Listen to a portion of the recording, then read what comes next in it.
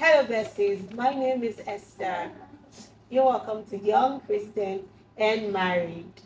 Young Christian and Married, as it implies, is a Christian podcast that has to do with the young, the Christian, and the married. Here with me is my lovely husband, Benjamin.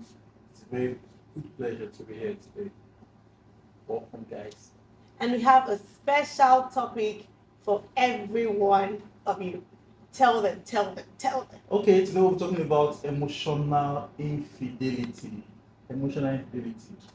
I know most times people feel infidelity all has to do with physical, like sexual, has to do with having another partner aside yours, having someone outside your home.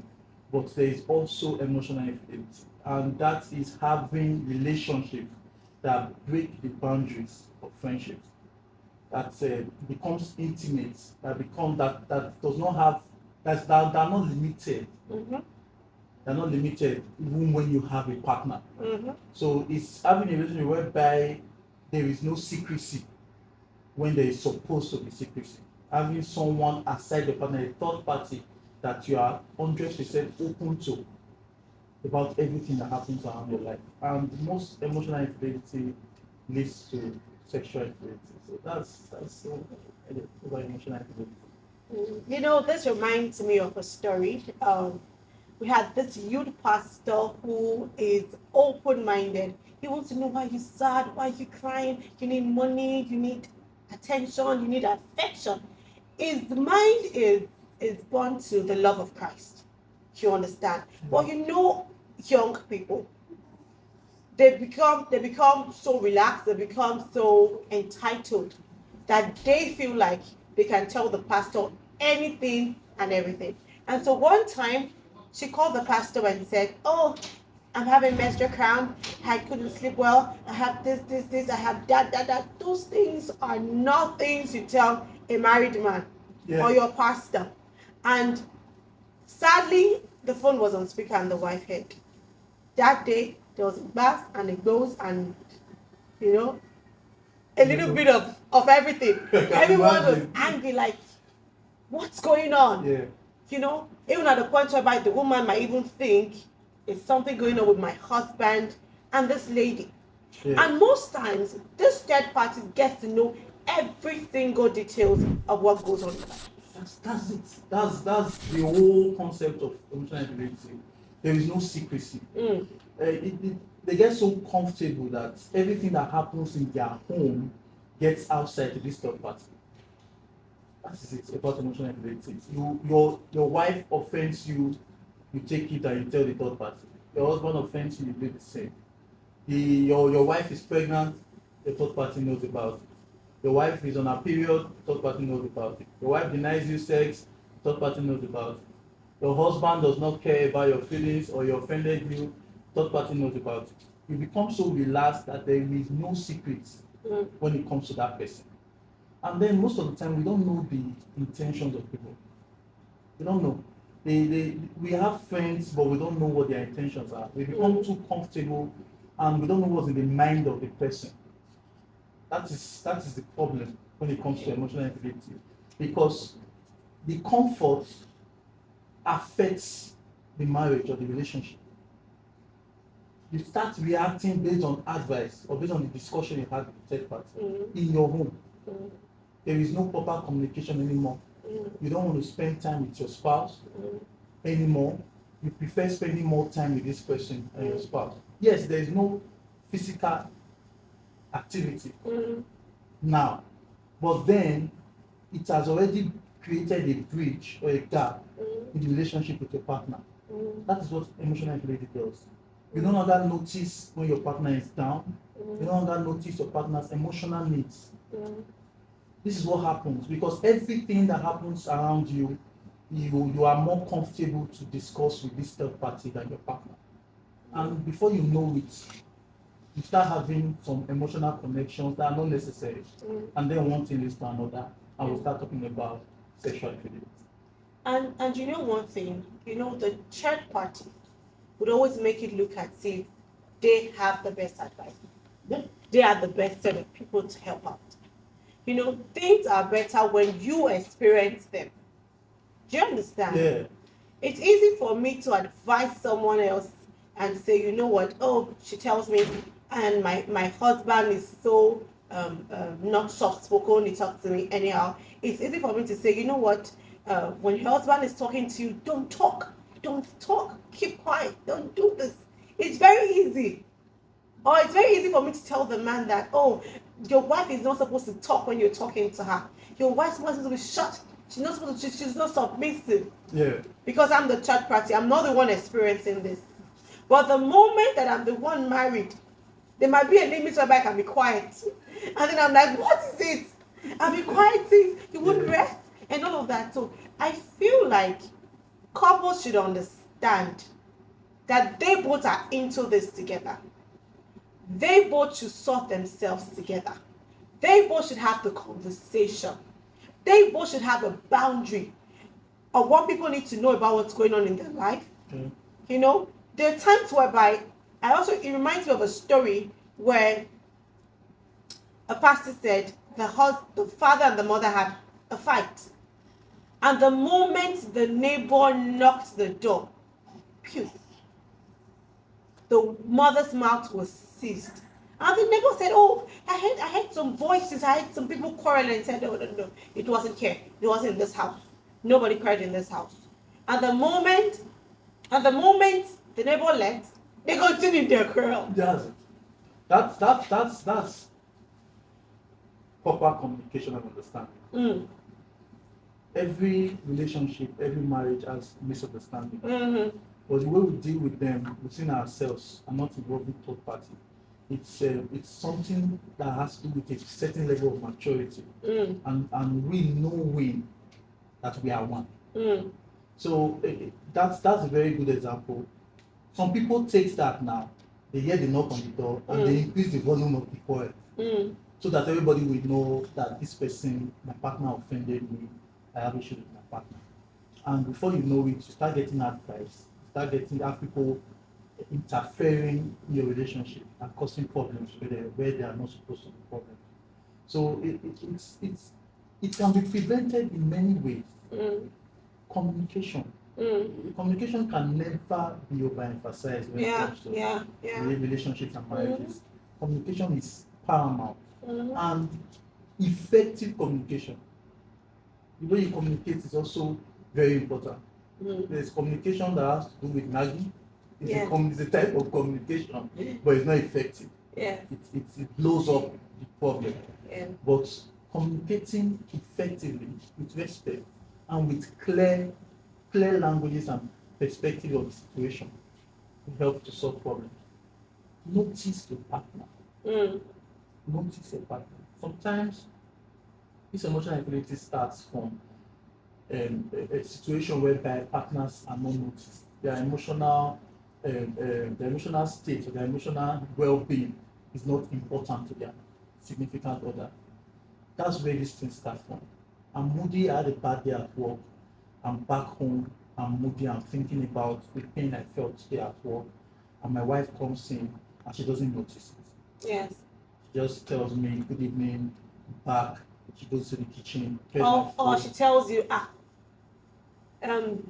Junior's teacher called today and said that their school fees to be paid. Yeah. And you are thinking of how bad your day was. And now they are telling you about school fees. Or the landlord came today, or they have increased house rent. Something like that can just trigger something that I think we should be emotionally sensitive. Yeah, that's the word. That's the word. You should notice every movement. Every emotional movement of your partner. It's very important. Know when your partner is in a good mood and ask. Try to find out what the problem is. Try to prefer solutions. Try to be there, even if you don't have the solution to the problem. But be empathic. Emotional support. Be empathic. Emotional empathize support. with your partner. Support, encourage. Those are things that we should do. When these things are not there, everybody wants someone they can talk to. That is the truth. Everybody wants a shoulder to lean on. That is the truth. And if you have a partner that does not have a shoulder that is available to lean on, you go and find someone That is a shoulder to lean on. Yes. Because it's for our sanity's sake. And we have different ways we deal with these things. Some people could be isolated on their own. They can deal with loneliness, but then many of us cannot. And many of us that cannot deal with isolating ourselves and try to deal with the problem inside. And then we don't need to talk to anybody.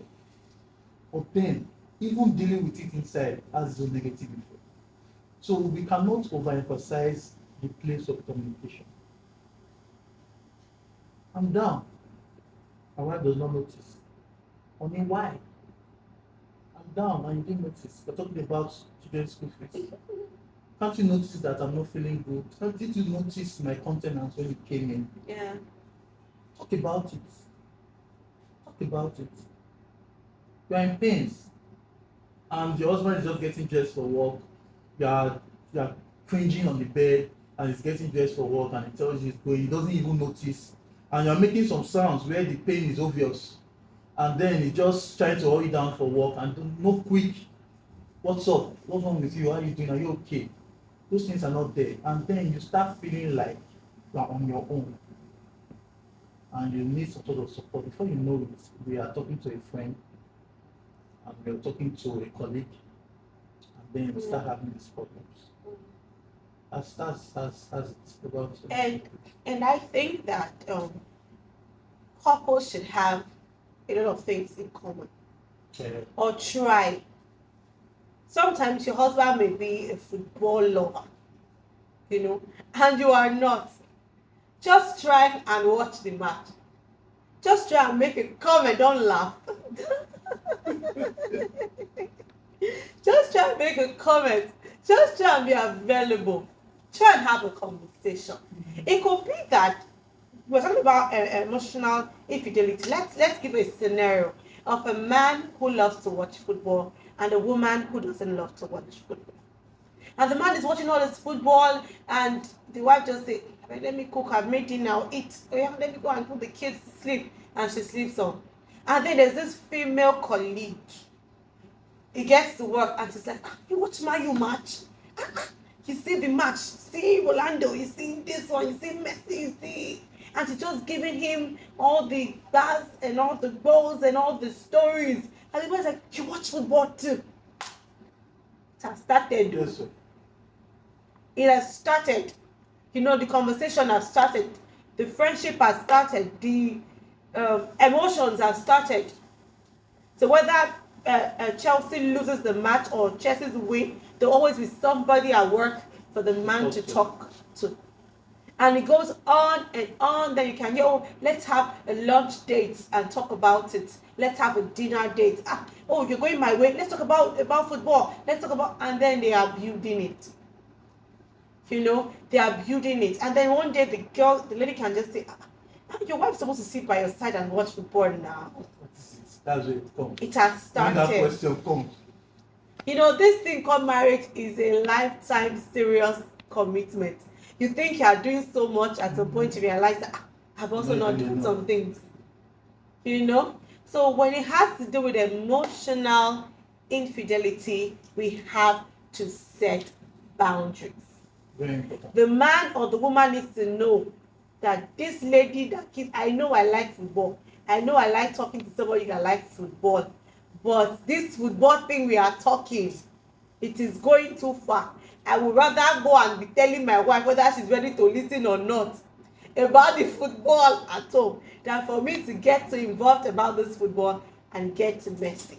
Let's look at Hebrews. Hebrews 13 verse 4 says, let marriage be held in honor amongst all. Honor.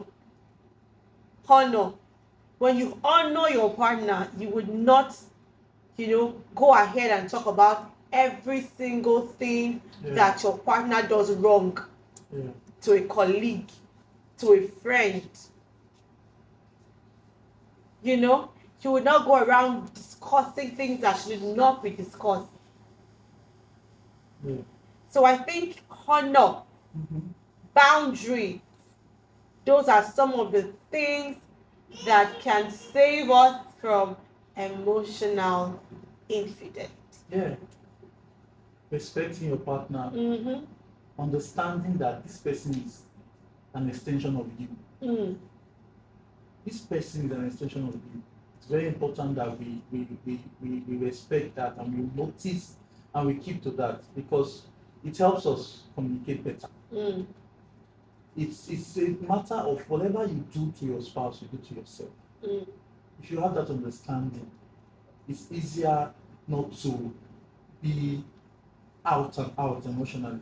Because this emotional infidelity, most of the physical infidelity or sexual infidelity that we have started from emotional infidelity.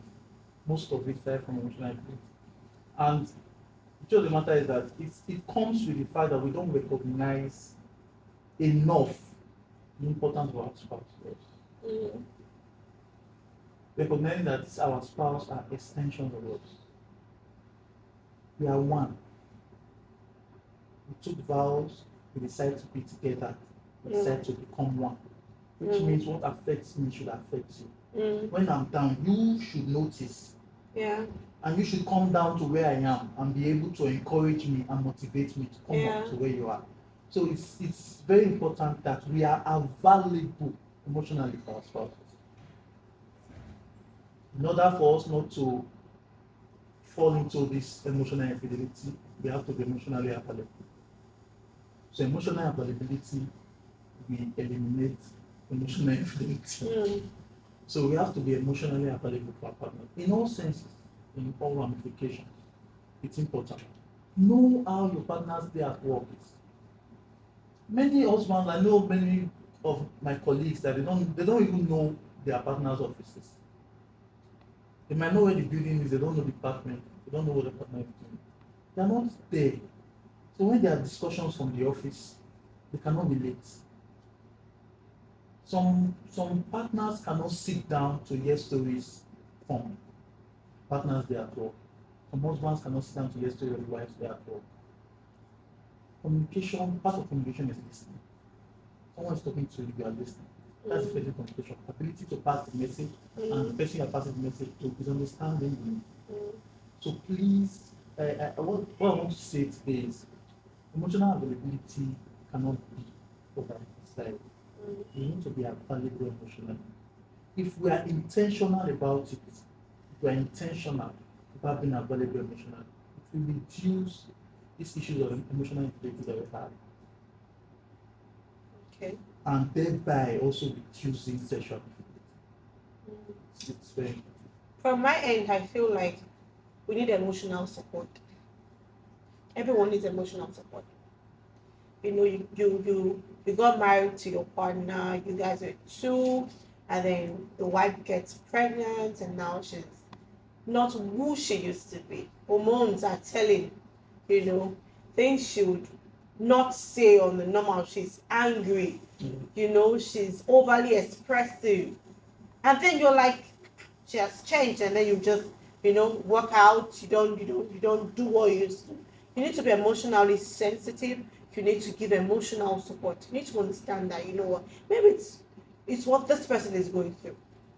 You know, like maybe you have a partner who was once a billionaire, and now the partner maybe had a bad deal, and is going around trying to source for fund, and you expect that partner to be as excited as he used to be. Now he's not going to be as excited as he used to be. So you have to be emotionally sensitive to understand that something is going on in his mind.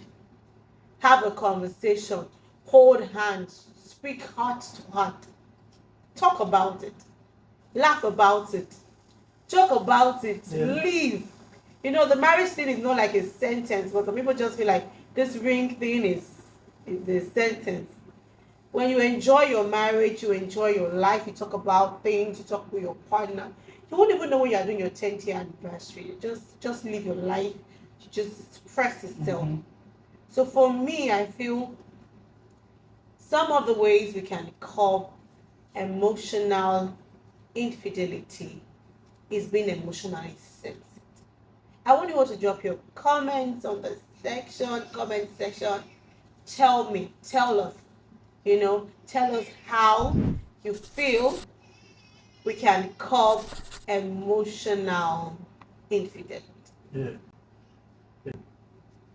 All right. It's been a very, very wonderful time today on the podcast, the YCM podcast today. And it was a very nice time with them. Yeah. It was. So, like we said, we have our platforms. You can follow us on Facebook on YCM Network. You can follow us on Instagram on YCM Network. And then you can be with us here on YouTube. Please subscribe. Don't just subscribe, press the notification button so that when we upload new section of our podcast, you'll be notified and be available to join us. Okay. It's a good thing. I hope you have learned a lot today. And like we said, we'd like to hear from you. I know your thoughts on this. I know what you think about this. And we'd also like to hear from you if you need some sort of counseling, if you're going through this emotional infidelity in your home and you don't know how to go about it. We are available. You can reach out to us and we'll get to you and help you wherever we can. So it's a very good thing to be here today. And we hope to see you guys again. God bless you. Anyone you have to say? Bye. We love you. Take care.